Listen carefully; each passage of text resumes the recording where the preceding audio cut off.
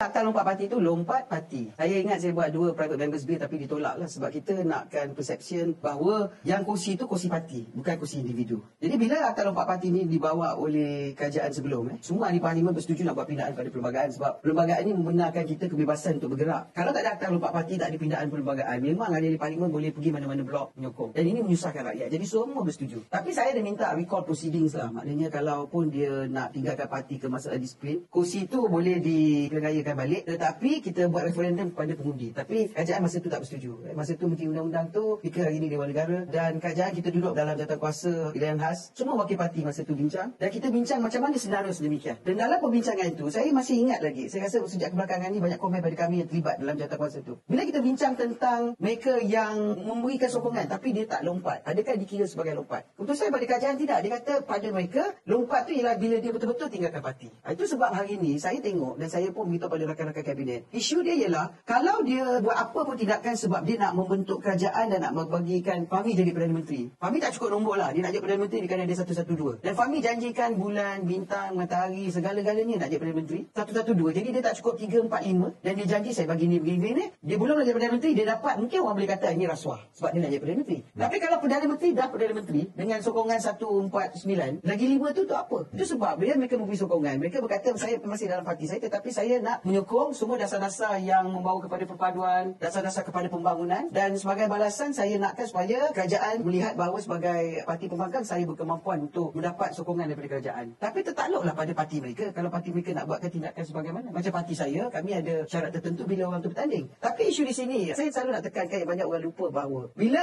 bercakap tentang CSA, kalau kita ingat dulu-dulu masa saya pernah jadi pembangkang PRU ke-14, kami pun tak dapat peruntukan, kami pun tak boleh masuk kepada premis kerajaan yang memerintah. Macam-macam tak dapat. Tapi isu di sini, kalau kita menjadi kerajaan gabungan, maka bolehlah parti tersebut dan ahli politik mereka, Dewan Rakyat khasnya, berkecimpung dan mendapat bantuan. Tapi sekarang ni, peluang tu ada sebab Yang Mak Berhormat bila dia bucap dalam parlimen, banyak kali dia kata, boleh bercakap dengan Yang Mak Berhormat Dewan Perdana Menteri kedua untuk membincang. Dan bila bincang tu, mungkin mereka akan sign perjanjian. Dan perjanjian ni mungkin akan diberi maklumat pada semua orang. Jadi tak ada isu yang bawa lari ahli parlimen, ada yang tuduh menggertak, ada tuduh merasuah, dan macam-macam tuduh. Itu sebab pada saya dalam bab ni, isu lompat parti tu bila kalau kita baca perbahasan untuk mewujudkan akta lompat parti ini pada sesi yang lepas, penekanan lebih kepada meninggalkan parti yang dia bertanding atas tiket parti tersebut. Dan hari ini mereka mengatakan bahawa mereka tidak meninggalkan parti, hanya memberi sokongan. Jadi parti itu berhak untuk melakukan tindakan disiplin kalau mereka nak. Itu antara dia dengan parti dia. Itu yang saya nak terangkan. Jadi apa yang kita lihat di sini ialah dia bukan lompat parti, dia memberi sokongan dan kerajaan sudah dibentuk.